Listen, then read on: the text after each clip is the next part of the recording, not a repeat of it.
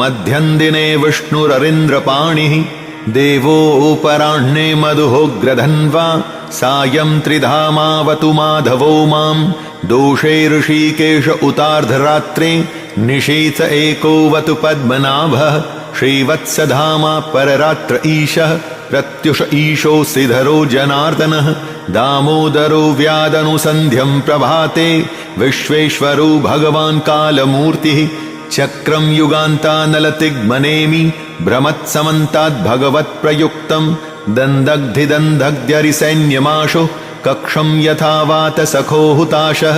गदेश निस्पर्शन विस्फुलिङ्गे निष्पिण्ड्यजितप्रियासि कूष्माण्डवैनायक यक्षरक्षो भूतग्रांश्चूर्णय चूर्णयारिन् त्वं यातु धान प्रमथ प्रेतमात्रि पिशाच विप्रग्रह घोरदृष्टिन् दरिन्द्र विद्रावय कृष्ण